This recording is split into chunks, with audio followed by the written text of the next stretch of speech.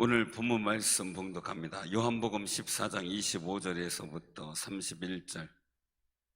요한복음 14장 25절부터. 신약성경 173쪽.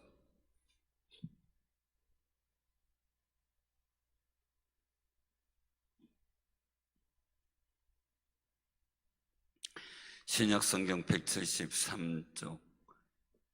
요한복음 14장 25절부터 31절까지 교독합니다. 내가 아직 너희와 함께 있어서 이 말을 너희에게 하였거니와 보혜사 곧 아버지께서 내 이름으로 보내실 성령 그가 너희에게 모든 것을 가르치고 내가 너희에게 말한 모든 것을 생각나게 하리라. 평안을 끼치노니 곧 나의 평안을 너희에게 주노라. 내가 너희에게 주는 것은 세상이 주는 것 같지 아니하니라. 너희는 마음에 근심하지도 말고 두려워하지도 말라. 내가 갔다가 너희에게로 온다 하는 말을 너희가 들었나니 나를 사랑하였더라면 내가 아버지께로 감을 기뻐하였으리라. 아버지는 나보다 크심이라. 이제 일이 일어나기 전에 너희에게 말한 것은 일이 일어날 때에 너희를 믿게 하려 함이라. 이후에는 내가 너희와 말을 많이 하지 아니하리니 이 세상에 임금이 오겠음이라. 그러나 그는 내게 관계할 것이 없으니 다 같이 합니다. 오직 내가 아버지를 사랑하는 것 같다. 아버지께서 명하신 대로 행하는 것을 세상이 알게 하려 함이로라. 일어나라 여기를 떠나자 하시니라. 아멘. 오늘 이 말씀을 통해서 같이 은혜를 나누고자 합니다. 이 말씀은 잘 아시는 말씀 중에 하나죠. 오늘 말씀 속에서 일들을 보면 보혜사라는 말씀이 나와요. 여기 16절에도 보니까 내가 아버지께 구하겠으니 그가 또 다른 보혜사를 너희에게 주사 영원토록 너희와 함께 있게 하시리니 라고 말씀하세요. 사랑하는 성도님들 꼭 기억하시기 바랍니다. 보혜사 성령이 우리와 함께 하심을 감사하면서 기도하는 귀한 삶이 되시기를 바랍니다. 보혜사예요. 은혜를 주시기도 하고 보호하시기도 하고 우리 함께 하시고 역사하시는 성령의 하나님. 우리가 이 일들을 보면서 여러분들처럼 혼자 홀로 이렇게 있을 때 이 고독이라는 것을 느끼는 분들이 가만히 있어. 우리가 고독도 훈련이에요. 갑자기 혼자 된 것 같은 두려움, 고독. 가족도 다 있어요. 남편과 부인도 있어요. 자녀도 있어요. 근데 혼자 된 것 같은 고독. 물론 혼자 돼서 진짜 혼자 된 사람도 혼자기 때문에 있죠.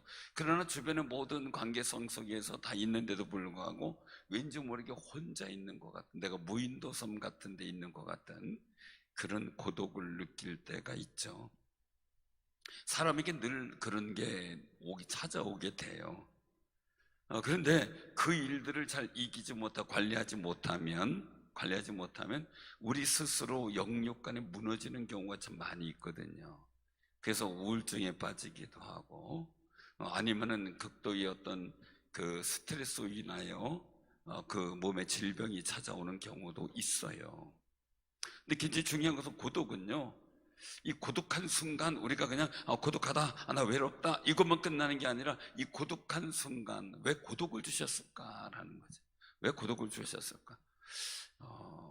이 고독한 순간은 우리가 영성 속에서 보면 하나님을 찾는 순간이에요. 하나님을 찾는 순간이 돼야 돼요. 그때 이 고독의 의미를 알게 되고요, 우리가 그 속에서 정말 그 하나님의 은혜가 무엇인지 알게 되거든요.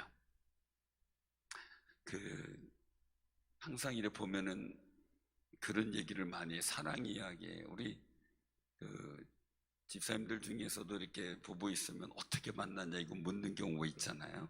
어떻게 만났어요? 어떻게 만났냐고 물어봐요. 어떻게 만났어요? 연애냐? 중매냐? 중매 반 연애냐?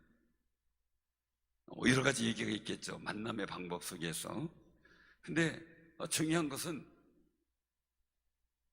꼭 어떤 이 고독 속에서 항상 이렇게 만나는 분들 얘기를 들어보면은 그 얘기를 하는 분이 있더라고요. 외롭고 고독이 확 찾아왔을 때 그때 저 남자면 저 여자면 이렇게 생각이 들었던 때가 있다라는 얘기를 제가 들어본 적이 있어요. 그때 사랑의 눈이 뜨더라. 못 보던 사람도 보더라. 그래서 자녀가 결혼 못하면 어떻게 돼요? 주여 고독을 느끼게 하옵소서 기도해요. 고독을 느끼게 하옵소서. 제가 이 말씀을 이제 우리 드리는 일들은 우리 사람은 살아가면서 외롭고 고독하게 느낄 때 있어요. 제자들은 당면한 일이 뭡니까? 예수님이 떠나가는 거예요. 제자들만 남겨두고 고난의 길을 가시는 거예요. 그때 예수님께서 말씀하고 있는 거죠. 오늘 말씀 속에 너희를 고와 같이 버려두지 않겠다라고 말씀하세요. 그래서 오늘 여기서 말씀하신 일들을 보게 되면 바로 영원토록 너희와 함께 있게 하겠다라는 거죠. 우리는 꼭 기억하세요. 성령의 오심은 보혜사는 우리와 하나님이 영원토록 함께하기 위해서 성령으로 우리에게 임재하신 줄로 믿으시기 바랍니다. 육신으로 오신 예수님은 제자들과 함께 있지만 한적한 곳에 기도하러 떠나셨죠. 변화산에 가셨죠. 여러 가지 일들 속에 또 십자가지로 가시는 과정 속에 제자들과 떨어질 수밖에 없는 시공간의 제한을 받게 된 것이 성자 예수님이에요. 근데 이제 하나님은 어떻게 돼요? 우리와 영원토록 함께 위한 방편인 거죠. 제가 늘 말씀드리지만은 창세기에 사람이 창조할 때 그때는 사람을 흙으로 빚으시고 그 코에 생기를 훅 불어넣으셔서 생명이 되었어요. 그래서 그 당시 하나님의 아들들이라는 호칭이 붙게 되는데 이 창세기 6장에서는 하나님의 아들들이 사람의 딸들의 아름다움을 보고 만나서 결혼하고 살게 되면서 세상의 문화 문명은 굉장한 발전을 이루죠. 왜요? 하나님 아들들과 사람의 딸들이 만나서 낳은 이 세들이 영걸이었거든요. 그 당시 시대 상황. 그런데 발전을 하는데 오히려 하나님 앞에서는 죄가 관영하고 땅이 폐기했어요. 왜요? 땅 위에 사는 사람들의 영혼육이 폐기했기 때문에, 지금 망했기 때문에 땅도 망하는 상황들이 벌어지죠. 그래서 결국은 홍수의 심판으로 인간을 지면에다 쓸어버리고 노아를 통해서 새로운 인류의 시작을 만들어가죠. 하나님의 아들들의 시작이요. 근데 중요한 것은요, 그때 이 홍수로 쓸어버리기 전에 하나님의 아들들이 사람의 딸들의 아름다움을 보고 반해서 결혼하게 되고 같이 살게 된 일들 속에 하나님께서 왜 하세요? 내가 내 영을 다시는 사람들에게 주지 않겠다. 이게 함께 하지 않겠다라고 말씀하시죠. 그때서부터는 이제 특별한 사람에게 하나님의 성령을 임하게 하셨어요. 근데 요엘서 이후로 또한 이제 이사야서 이후로 나타난 일들을 보게 되면 하나님의 성령은 남종, 여종, 남녀노소 할 것 없이 젊은이나 누구나 다 성령을 부어주신다고 약속을 하신 모습을 보게 돼요. 약간 소리가 울렸죠. 에코가 안 꺼졌네. 이펙트가 안 꺼져서. 자, 그런 상황들이 된 거죠. 그래서 예수님께서 이 땅에 다시 오셔서 보혜 성령을 보내주시겠다고 약속하신 것은 물론 늘 성령의 역사가 있었어요. 그러나 지역적이었죠. 하나님께서 원하시는 특정한 사람이었죠. 그런데 이제는 예수님께서 부활성천하시고 나서는 누구든지 믿는 자에게, 할렐루야, 여러분들 믿는 자란 말이죠. 그럼 우리는 성령의 은혜를 사모하고 그 성령 받기를 기도해야 돼. 왜요? 근데 보혜사잖아요. 나의 보호자잖아요. 내게 은혜를 주는 거예요. 진리의 영이잖아요. 나를 인도하시는 분이잖아요. 그러니 그 은혜를 사모하고 살 때 신앙이 재미있고 힘있고 즐겁고 영적 권세가 있고 능력이 있는 거죠. 성령의 은혜를 모르고 우리가 신앙생활하면 답답하고 짜증나고 시험 들고 어려운 거예요. 그러니까 성령의 능력과 그 거룩한 은혜를 경험하는 귀한 승리자들이 되시길 바랍니다. 아니, 요즘 시대에 어떤 신학자들은 잘못된 이야기를 하는 것이 있어요. 은사시대는 끝났다 그러고 뭐 여러 가지 얘기를 하는데 잘못된 이야기예요. 주님 오실 그날까지 하나님 은사는 영원히 지속돼요. 왜? 성령께서 계시는 한, 성령께서 우리 함께 계시는 한, 성령의 능력의 은사는 우리를 통해 계속 발휘가 되는 거예요. 그걸 끝났단만 사람 말이 안 해요. 성령이 지속적으로 역사하고 계시는데 우리가 끝났다 못다 이렇게 얘기할 수 있는 건 아니죠. 그 때와 기한은 누구한테 있어요? 하나님께 달린 거예요. 우린 주께서 주신 은혜대로 살아가는 거죠. 이왕이면요, 인생을 우리 옆에 분다고 인사 나누세요. 내 힘으로 살지 말고 주 힘으로 살아갑시다. 그 주님의 힘으로 살아가, 주 힘으로 살아가는데 내 힘으로 살아가는 게 아니에요. 인생은요, 내 힘으로 살아가는. 어떤 분들 막 얘기를 하죠. 요즘에도 막 나오죠. 뭐 부모 카드를 썼다. 그 부모 카드 안 쓰는 사람 어디 있어요? 다 쓰지. 그렇죠? 다 쓸 수밖에 없어요. 왜? 부모한테 양육 받은 것 자체가 부모 카드인데. 그래서 우리가 제 이 말씀 드리냐면요, 신앙생활하면서 내 힘으로 애쓰고 힘써서 하는 그 신앙은 얼마나 힘들어요.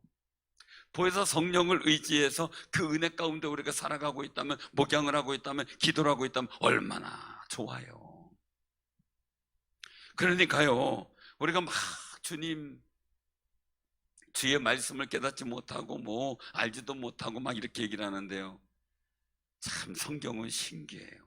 제가 학생 때 봤을 때 주시는 은혜가 다르고요, 같은 성경인데 제가 나이가 30대에 40대에 50대 60대 지금 와서 느껴지는 성경의 말씀은 또 달라요. 그 점점 깊어진다라고 생각할 수 있겠죠. 저는 이 말씀의 은혜를 받으려고 참 무진 애를 쓰고 하나님께 기도하고 탄원도 하고 많이 했는데요, 그때마다 주시는 그 말씀의 감동과 은혜가 색달라요. 제가 한번 과거에 설교했던 것을 한번 그대로 한번 설교해보자 그랬는데 안 돼요. 다시 또 그때 주시는 은혜, 지금 주시는 성도들에게 주시는 은혜를 찾아서 할 수밖에 없는 게 하나님 말씀의 역사예요. 과거에 있는 거 가지고 하니까 마음에 감동이 안 돼. 왜? 그때 그 말씀은 그때였어요. 그래서 지금은 또 다른 상황 속에 하나님께서 주시고자 하시는 말씀이 다른 거예요. 근데 그걸 자꾸 고민을 하는 거죠. 그래서 이 목양이는 모든 일들도 성령이 주신 은혜로 해야 되는데, 여러분들 기도하고 어떤 일들 속에 주의 말씀을 깨닫기를 원한다면요, 내 자신의 지식 갖고 어떻게 계산하고 문구고 어떻고 신경 쓰지 마시고요, 기도하면서 읽으면서 성령의 감동을 내게 주기를 믿고 맡기며 하나님의 말씀 속에 들어가세요. 그래서 여기서 말씀하잖아요. 17절에 보면 그는 진리의 영이라 세상은 능히 그를 받지 못하나 이는 보지도 못하고 알지도 못해요. 그러나 말씀은 너희는 그를 아나니 그는 너희와 함께 거하시며 너희 속에 계시겠으며. 여러분들 속에 거하셔요. 여러분들 속에 거하시는 그 성령의 은혜가 여러분들 이끌어 가도록, 보혜사의 역할을 하도록 여러분들 내어 맡기는 귀한 삶이 되시길 바랍니다. 참 여러분들 우리가 자녀들을 키우잖아요. 부모는 어려울 수 있어요. 그죠? 부모는 어려울 수 있어요. 근데 자식이 부모가 힘들고 걱정해가 한숨 푹푹 쉬고 있다면 여러분들 속이 어떨까요? 효자예요? 불효자예요? 여러분들 걱정하면서 한숨 쉬고 있는 아들이 효자예요? 불효자예요?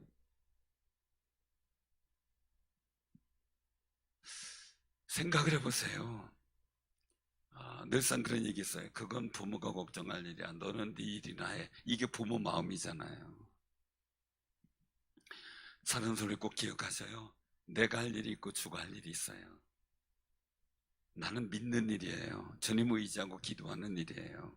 역사하시면 성령의 은혜 가운데 이루어져요. 그러니까요, 여러분들의 삶의 자리를 내 힘으로 어떻게 해보려고 하는 것도 물론 필요하겠지만 중요한 건 성령께서 나를 이끄시고 역사하시도록 우리 삶의 문제를 내어 맡길 수 있는 용기와 힘을 가지시길 바랍니다.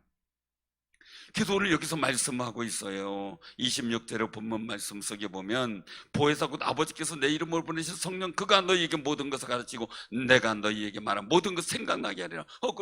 가르치신대요. 나를 인생의 일들 속에서 복된 지혜를 주시겠다는 이야기죠. 그리고 또 나를 깨우쳐 생각나게 하신다는 거예요. 성령의 은혜 가운데 자꾸 내가 들어가면은 자꾸 복 있는 거 생각나고 하나님 주신 은혜 생각나고 자꾸. 그런데 성령의 은혜 가운데 들어가지 못하면 자꾸 18만 생각나고 옛날에 한만 생각하고 누가 나한테 잘못한 것만 생각나고 누가 나한테 섭섭한 것만 생각나고 누가 요런 말 했더라 또 그것만 생각나고 그래요.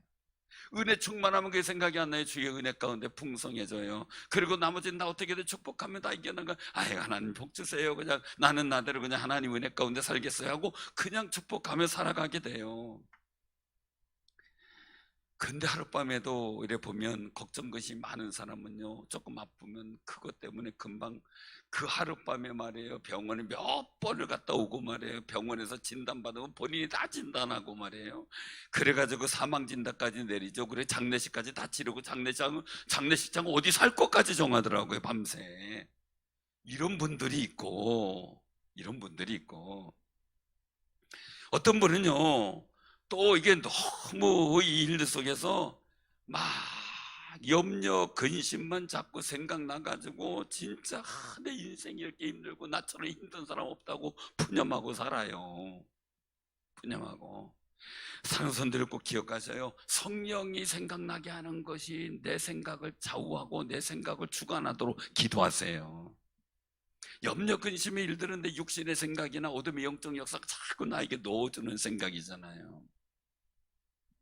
참 재밌는 거는 저는 몰랐어요. 그러니까 이제 이 소나무 전지하기 전에 산비둘기가 와서 막 집을 지으려는 거 몇 번 내쫓았잖아요. 가만히 고개를 들여다보니까 진짜 이 새들이 와가지고 깃들이기가 너무 좋게 돼 있더라고요. 위에 바람 막아주죠. 아래 그냥 그 가지가 다 이렇게 엎여 있어가지고 거기다가 집을 지을 수 있게 하죠. 그래서 이제 쫓아내가지고 가지치기를 해주고 그러는데 저쪽 맨 끝에 나무를 가지치기를 하는 거 이래 보다 보니까 밑에 새 집이 떨어지는 거예요. 그 속에서도 새 집을 쳐놨더라고요. 참 새 집이에요. 그거는 보니까.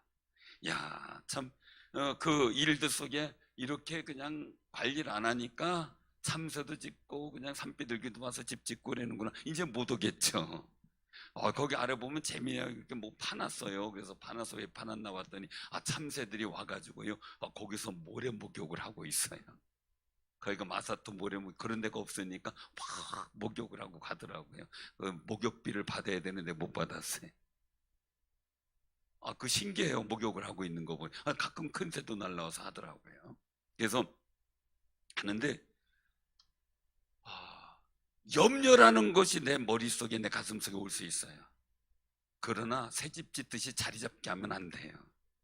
바로 기도하고 믿음으로 간구하면서 염려 근심이 내 안에서 집 짓지 못하게 하고 떠나가게 하고, 그리고 또서 하나님의 성령께서 주시는 한 비전과 미래 비전과 소망이 된 생각으로 가득 차도록 나를 자꾸 내맡겨야 되죠.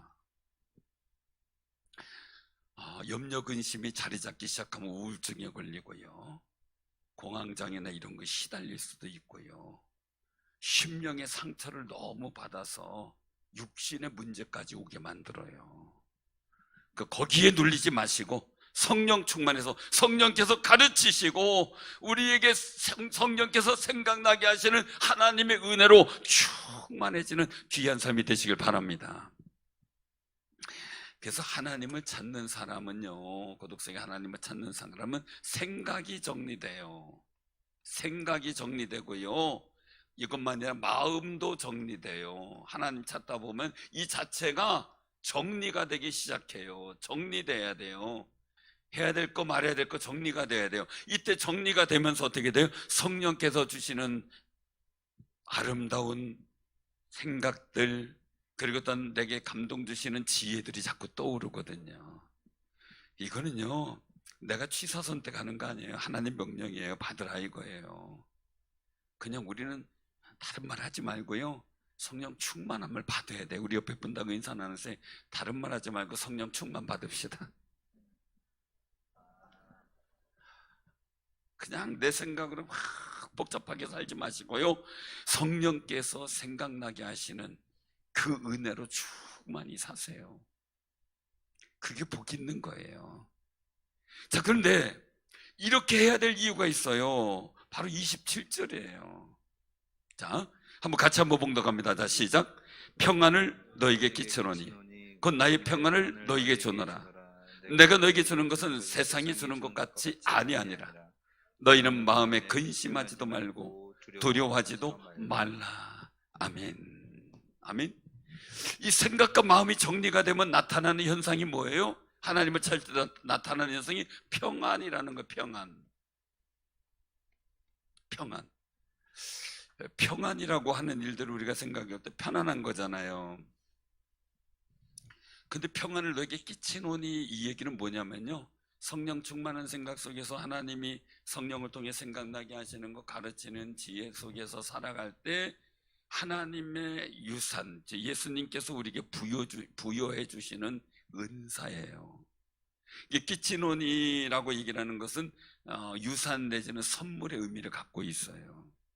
그 성령 충만한 사람에게는 평안의 역사가 있어요. 그래서 신앙생활 하다 보면은, 아이고 저 사람 저 힘들 텐데 저렇게 뭐가 좋다고 싱글벙글하고 다니, 이런 분들이 가끔 있어요. 전에 한 집사님이 어려울 때 문경에서 이제 우리 교회로 나오신 분이 있어요. 그래서 늘 주말마다 와서 자고 주일 예배 드리고 섬기다가 그렇게 다시 가고 이랬었는데, 그분이 염려 근심에 빠져가지고 꿈마다 흉몽을 계속 꾸니까 우울증에 빠진 거예요.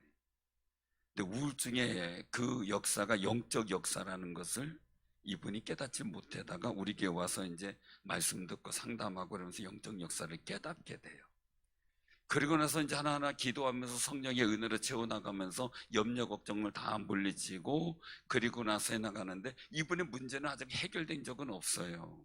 해결된 건 없는데 그분이 그런 얘기를 해요. 목사님 신기해요. 왜요? 했더니 자기는 너무 상황이 힘든데, 어려운데, 아직 여건이 어려워요. 막 가정도 다 깨지고 막 이런 상황들이 됐으니까. 어둠의 영적 역사예요. 그 남편한테 내가 물어봤어요. 왜 그렇게 싫어합니까? 그랬더니, 목사님 제가 싫어하는 게 아닙니다. 저도 아내를 너무 사랑합니다. 근데 얘기를 하는 거예요. 너무 사랑스러워서 아내를 한 번이라도 안아주려고 가면요, 1m 선만 딱 가면은 온몸이 참기운이 확 끼치면서 소름이 쫙 끼친대요. 자기가 어떻게 할 수 없을 정도로. 어둠의 영적 역사죠. 어둠의 영적 역사예요. 그래서 왜냐면 그 집안에 3, 4대 이르러 계속 무당 섬기고 뭐 종을 집에다 내려다 놓고 막 하면서 온갖 우상에 대한 일들을 많이 한 집안이었어요. 나중에 이제 알게 된 거예요. 근데 이분이 얘기를 하는 거, 변화받고 나서, 목사님 지금 너무 편해요. 내 삶이 전체가 어렵고 힘들지만 다른 사람이 볼 때는 어디서 뭐 찬양이 나오고 그래나, 이 생각이 들 정도로 자기가 힘들지만 자기는 찬양이 나올 수밖에 없고, 그리고 또 정말 마음이 기쁠 수밖에 없다는 거예요. 너무 좋다는 거예요. 그러더니 하나 영적 일들이 해결되더니, 그 부모가 저쪽 서대전 지역의 고인사 총무 역할을 했어요. 그리고 보살이라고 불릴 정도로 그렇게 열심히 하는 사람이에요. 같이 가가지고 그 당시에 집사 임명 다시 받고 그랬는데, 가서 그 부모님한테 설명을 하고 기도해주고 그랬는데, 이 딸이 평안해진 걸 보고요, 평안할 수가 없는 딸인데 평안해진 걸 보고, 그리고 또한 그 얼굴에 웃을 수가 없는 얼굴인데 웃고, 그리고 우울증 때문에 힘들어할 그가 기뻐할 수 있는 역사를 보더니 다 팽개치고 예수 믿기 시작을 했어요. 사랑하는 성도님들, 평안이 그 마음에 충만히 임하니까 세상을 이기더라고요. 여러분들 생각을 해보세요. 다윗이 골리앗 앞에 뛰쳐나갈 때요, 그때 다윗이 불안했을까요? 평안했을까요? 어떻게 평안한 줄 아세요? 우리가 굉장히 중요한 거예요. 불안하고 두려운 사람 다 숨었어요. 그저 바위 틈이고 뭐가 다 숨었어요. 근데 거긴 역사도 없었고 하나님도 아무 대답도 안 해요. 그런데 골리앗이 아무리 큰 소리 쳐도 다윗의 마음에는 하나님의 이름을 붙든 용기와 평안이 있어요. 너는 창과 칼을 갖고 나왔느냐? 나는 여호와의 이름을 의지해서 나왔다 이거예요. 그러니까요, 이 사람의 싸움의 1대1 싸움에서는요, 누가 불안해지느냐에 따라 달라요. 운동선수들도요, 그날 나올 때 불안해지고 그러면요, 그날 경기 하나도 안 된대요. 근데 유명했던 양준혁 선수 이런 사람들이 얘기를 하더라고요. 그날 기분 좋게 마음이 평안한 날은요, 엄청 요때 야구공이 날라오는데 축구공만하게 날라온대. 보이는 게. 그 야구공 막 불안한 날은요, 야구공이 탁구공처럼 보인대. 그 치겠어요? 탁구공 날라오는데 축구공 날라오면 치죠. 그 차이래요. 신기하대요. 공이 이만큼 커서 날라오니까 아주 쉽게 딱딱 맞힌대. 마음 평안할 때. 불안하고 두려울 때는 안 된대. 근데 거기서 딱 서가지고 막 이렇게 휘둘르는 게 그냥 휘둘르는 게 아니래요. 이 투수하고 눈싸움이래요. 기싸움이라는 거예요. 자기 불안감 없애고 담대하게 말이죠. 사랑하는 성도, 우리 꼭 기억하셔야 돼요. 주님이 우리에게 유산으로 남겨, 성령을 통해 주시는 유산으로 남긴 게 평안이에요. 기도를 두려움으로 하면요, 어둠의 영적이어서 자꾸 도전을 해요. 근데 나는 하나님께 기도하라고 하고 하나님 나를 보호하신다. 보혜사 성령이니까 그 은혜를 믿고 내가 기도하면요, 어떤 것도 내게 근접하지 못하는 담대함과 평안함이 있어요. 기도할 때 불안해지면요, 주의 성령께서 나를 지켜달라고 기도하고 그분이 나와 함께 하심을 고백하고, 그리고 어둠의 영적 역사는 떠나갈지어다 선포하고 담대하게 기도하시길 바랍니다. 제가 성도들 기도 부탁받고요, 기도할 때요, 성도들이 안 되면 어떻게, 어려우면 어떻게 막 근심하면서 기도하면 아무런 응답이 없어요. 그러나 저는 우리 성도들이 승리할 줄로 믿고 복되게 할 줄로 믿고 하나님께 저희 기도 듣고 응답해 주실 줄 믿고 기도하기 때문에 담대하게 기도할 수 있고, 그 속에서 하나님께서 주시는 이 가르치시는, 생각나게 하시고 가르치시고 깨닫게 하시는 거룩한 은혜를 경험하게 되는 거예요. 그래서 제가 담대하게 하나님이 도우심이 이렇게 될 겁니다 하고 얘기할 때가 바로 그럴 때예요. 그냥 제가 마음의 용기 가지고 이렇게 할 겁니다 하는 게 아니고요, 주의도. 그래서 저는 교회 일이나 모든 일을 기도하면서 제 마음에 주께서 주시는 평안으로 하려고 그래. 평안. 왜요? 주께서 주시는 가르치고 생각나게 하시는 거룩한 성령의 역사가 있기 때문이죠. 그래서 여기서 말씀하잖아요.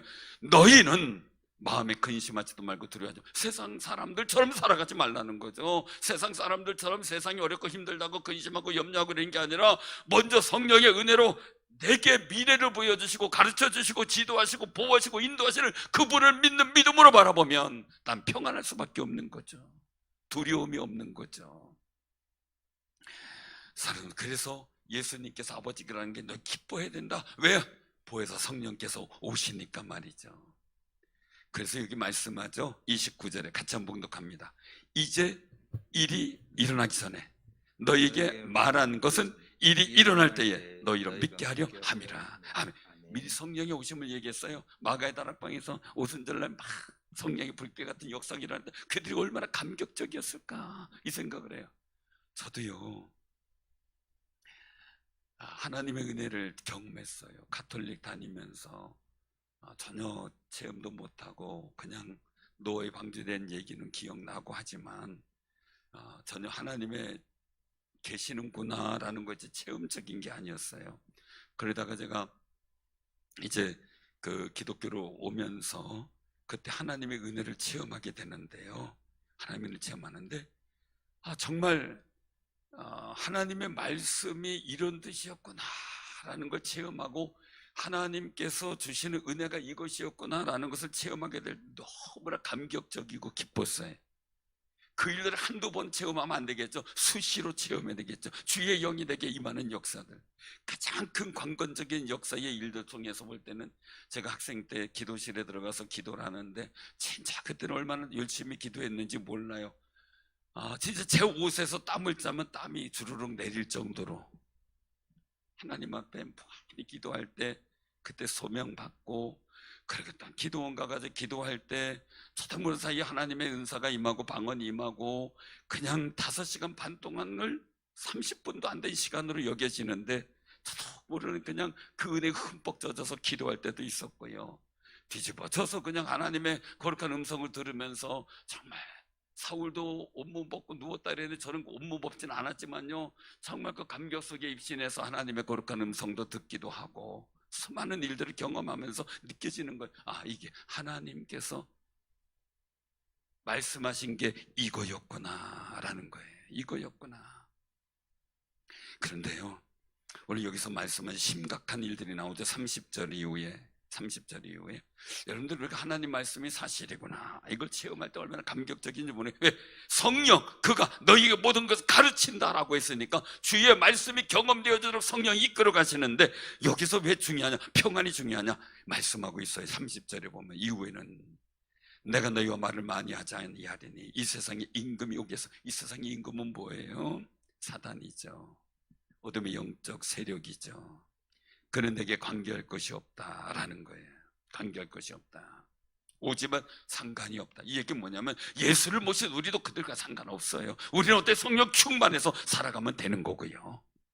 보혜사기 때문에 나를 보호하시는 것은 내가 충만하게 살아갈 때 성령께서 하시는 일이니까 내가 싸워서 이겨야지 소용없어요. 주께서 알아서 하셔요. 그래서 우리는 편안하게 기도만 하면 돼요. 내가 싸우려고 하지 마세요. 주께 맡기고 기도하면, 왜요? 그 순간 평안해요. 하나님이 나를 보호하신다 라는 평안 가지고 있으면 어둠의 영적 역사도 떠나요. 근데 두려움과 염려가 있으면 여지없이 그 틈을 파고들어요. 그게 어둠의 영적 역사예요. 그래서 오늘 말씀하고 있는 이 일들 속에서요, 우리는 성령의 역사 가운데 살아가는 평안을 누리도록 기도해야 돼요. 왜냐하면 사단은 우리에게 불안과 염려와 미래에 대한 두려움을 주지만, 성령께서 우리에게 장래의 소망을 주시고 하나님 말씀의 확답을 통한 담력을 주시고, 그랬더니 성령은 우리를, 나는 보호자 없이 사는 것 같은데 성령께서 나를 보호하고 계셨다는 확신이 우리를 갖고 있어야 되는 거예요. 혼자 안 해요. 우리 옆에 분들 인사 하세요. 혼자가 아닙니다. 괜히 혼자라고 울지 마시고, 혼자라고 괜히 답답해하지 마시고, 내 안에 주의 성령 보혜사께서 함께 계심을 확신하면서 그 속에서 주시는 평강을 누리는 거룩한 승리자들이 되시길 바랍니다. 자, 신앙의 원리가 있어요. 평안이라는 원리요. 우리 꼭 기억하세요. 평안의 원리. 자, 문제라는 게 있는데, 문제가 있어요. 상황이죠. 이 문제가 있는데, 자, 문제가 없어져야 평안한 건가요? 평안이 생겨야 문제가 없어지는 건가요? 세상은 문제가 해결돼야 평안해지는 거예요. 근데 여러분들 잘 됐다고 해가지고 잘 되나요? 자, 우리 자식 결혼이 소원인 분들도 많이 있고 막 그렇죠. 자, 자식 결혼하면 아주 평안하게 해결되나요? 예? 자식 결혼한다고 평안하게 해결되나요? 자식 대학교만 졸업하면, 대학교 졸업 평안한가요? 직장만 합격하면, 직장만 들어가면 또 평안한가요? 또 진급 때문에, 뭐 때문에 또, 그죠? 세상이 주는 거는 일순간이에요. 세상이 주는 건. 사업해서 막 그냥 사업 개업했다고 막 다 평안한가요? 아니잖아요. 일순간이에요. 근데 중요한 거예요. 그 다음에 일들은 문제는 계속 나오는 거죠. 그러면 간단해요. 내가 평안할 때 문제가 해결된다는 것을 알면 돼요. 내가 평안할 때. 그럼 우리는 어떻게 돼요? 세상이 주는 것 같지 않다. 주신 말씀하신 거. 하나님의 역사가, 능력이 예수님을 통해 우리에게 유산으로 전달된 게 평안이라면, 우리는 예수님을 믿고 내가 마음만 평안해야 되고 그 평안을 지킬 책임이 있어요.